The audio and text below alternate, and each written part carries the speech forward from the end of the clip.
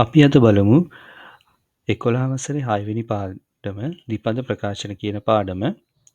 මේකෙදි අපි බලාපොරොත්තු වෙන්නේ අගේ නොදන්නා පද දෙකක් තමයි ද්විපද ප්‍රකාශනයක් කියන්නේ. ඒවැ වර්ගායිතය සහ ඝනායිතය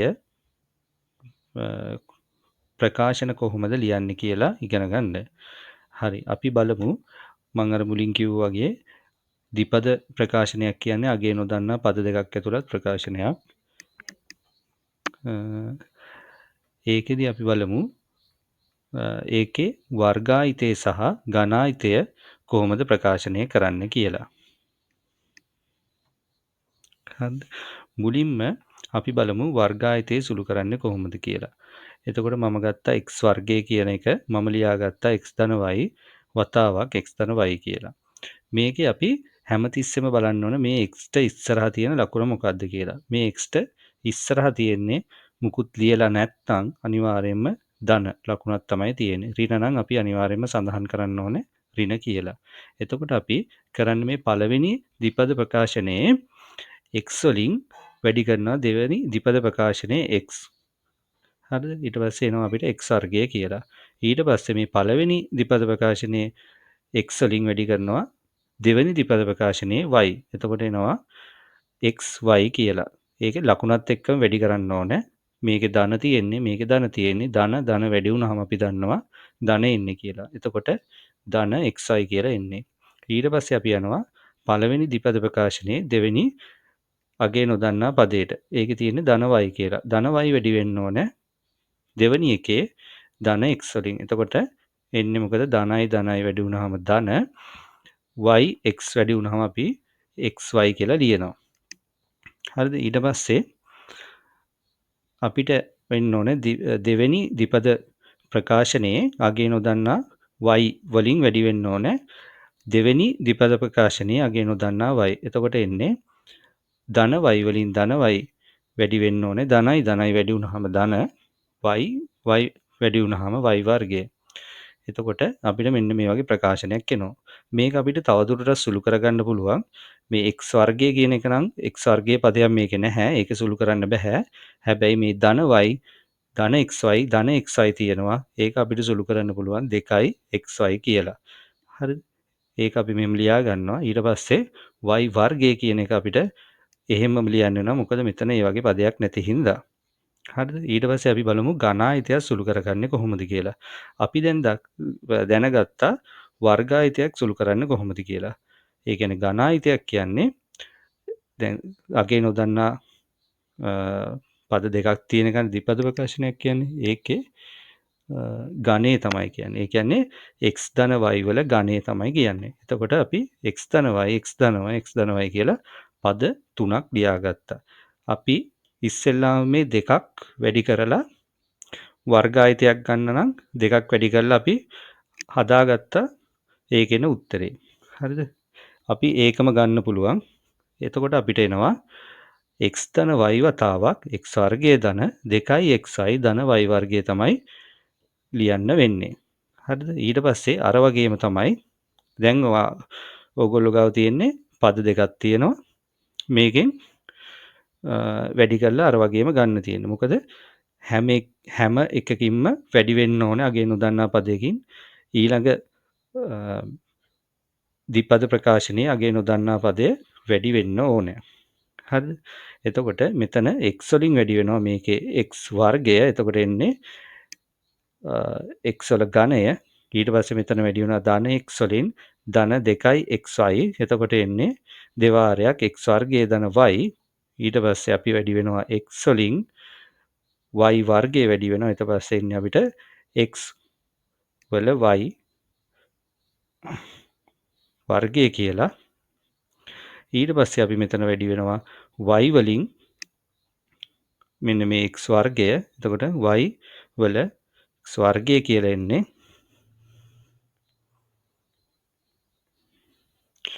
ඊට පස්සේ අපි වැඩි වෙනවා මෙතන y වලින් 2xy කියන එක. ඊට පස්සේ 2x වර්ගය එන්නේ මෙතන y වලින් y වර්ගය වැඩි වුණාම y වල ඝනය එන්නේ. එතකොට එනවා මෙතනින් අපිට ලියන්න පුළුවන්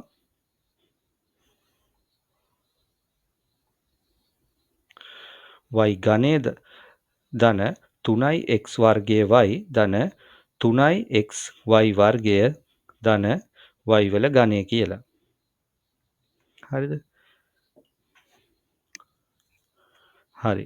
ඊට පස්සේ අපිට මෙන්න මේ උත්තරේ අපි මතක තියාගන්න ඕනේ. මොකද අපිට මේක කෙලින්ම පාවිච්චි කරන්න පුළුවන්. ඝනායිතයක් තියෙන එකක් සුළු කරන්න තිබුණොත් කොහොමද එන්නේ? x වල ඝනය ධන ඊට පස්සේ 3 වාරයක් x වල වර්ගය y ඊට පස්සේ ඒ ලකුණ එනවා. අපි දැන් මෙහෙමයි. අපි ඊට පස්සේ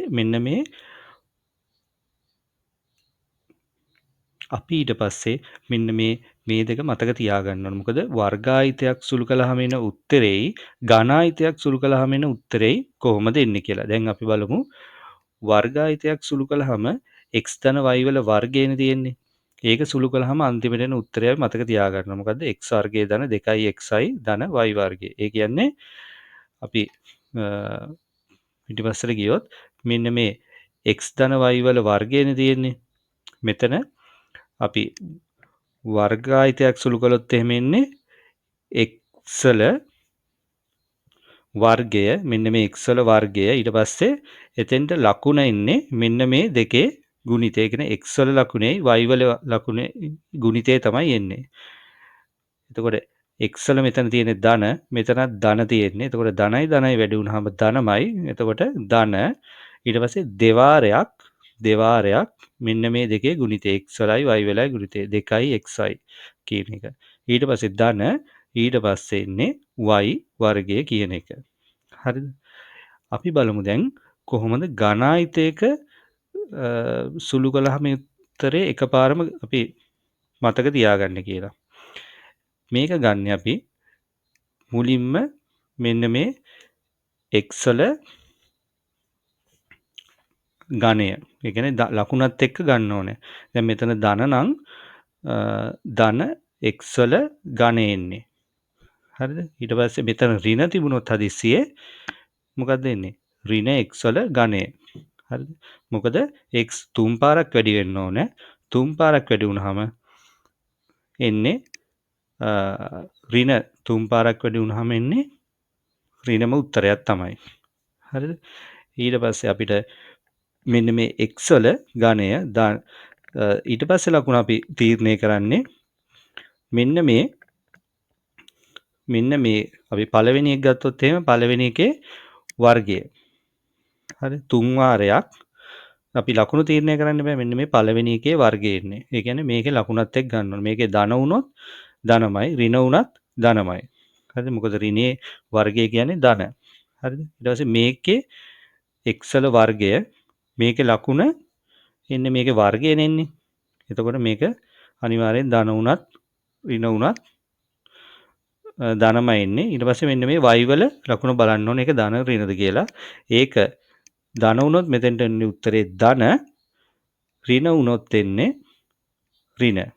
හරිද? ඊට පස්සේ ඒක එන්නේ 3 වාරයක් x වල වර්ගය y ඊට පස්සේ ඒකේ ලකුණ අපි බලන්න ඕනේ ධන ඍණද කියලා එන්නේ.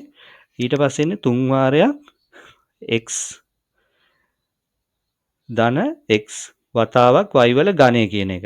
හරිද? එතකොට x කියන එකේ ලකුණ මත තමයි ඊළඟ පදේ ලකුණ තීරණය වෙන්නේ. මෙන්න මේ x කියන එක ඍණ තිබුණොත් අතෙන්ට උත්තරේ ඍණ වෙනවා. ධන තිබුණොත් ධන වෙනවා. හරිද? ඊට පස්සේ 3 වාරයක් 3යි x y වල වර්ගය ධන ඊට පස්සේ y වල ඝනය කියලා එන්නේ. ඒකේ ලකුණු තීරණය වෙන්නේ මෙන්න මෙතන තියෙන y වල ඉස්සරහා තියෙන ලකුණත් එක්ක. ඒක ධන වුණොත් ධන ඍණ වුණොත් ඍණ. හරිද? ඒ විදිහට අපි ඒක පොඩ්ඩක් මතක තියාගන්න ඕනේ. හරිද? ඊට පස්සේ අපි යමු මේකේ කොහොමද සුළු කිරීම කරන්න කියලා. හරිද? මම අර ඉස්සර කියපු උදාහරණේ මෙතනම ඒකම තමයි තියෙන්නේ. දැන් අපි බලමුකෝ මෙතන ධන වුණොත් එහෙම මේ ඔක්කොම ධනනේ මේ පද ඔක්කොම ධන. හරිද? එතකොට අපි මේකේ ලකුණත් එක්ක තමයි අපි ඒක තීරණය වෙන්නේ. මේ ලකුණත් එක්කම ගන්න ඕනේ. මොකද තුන් පාරක් මේ වැඩි වුණොත් එහෙම ධන තුන් පාරක් වැඩි වුණොත් ධනම උත්තරයක් එන්නේ. හරිද? ඍණ තුන් පාරක් වැඩි වුණොත් එන්නේ ඍණ උත්තරයක්. හරිද? එතකොට අපි මෙන්න මේ වගේ ලකුණත් එක්කම ගන්නවා. තුන් වාරයක් මම අර කිව්වේ A වල ඝණය ධන තුන් වාරයක් ඊට පස්සේ මෙන්න මේකේ වර්ගය පළවෙනි එකේ වර්ගය ඒකේ ලකුණත් එක්ක එන්න ඕන වැඩි කිරීම ඊට පස්සේ එන්නේ ධන B වල ධන B. හරිද? එතකොට මෙතන ධන මේක මෙතන උනේ උත්තරේ ධන උත්තරය මෙතනින් එන උත්තරේ ධන. එතකොට මෙතන මේ ලකුණ අනිවාර්යෙන් ධන උත්තරයක් එන්නේ. හරිද? දැන් මෙතෙන්ට ගත්තොත් එහෙම තුන් වාරයක් A වැඩි කිරීම ධන B වල වර්ගය. එතකොට මෙතන ඔක්කොම ධන තියෙන මේ උත්තරේ ධන. එතකොට ධන B වල ඝනය. හරි මේක ධන B කියන්නේ ධනම තමයි. එතකොට උත්තරේ එන්නේ A ඝනය ධන 3 වාරයක් A වර්ගයේ B ධන 3 වාරයක් AB වර්ගයේ ධන B ඝනය කියන එක. හරිද? ඊට පස්සේ මෙතන ඍණ උත්තරයක් ආවොත් එහෙම එන්නේ A ඍණ B. දැන් මේ වගේ බලන්නකෝ ඍණ උත්තර ඍණ එකක් තිබුණොත් A ඍණ B වල ඝනය කියන එකේ අපි ප්‍රසාරණය කරන්න ඕනේ. අපිට මේ එකපාරම මේ උත්තරේ ලියන්න පුළුවන්. අපි කරන්නේ මෙන්න මේක ලකුණු බලනවා.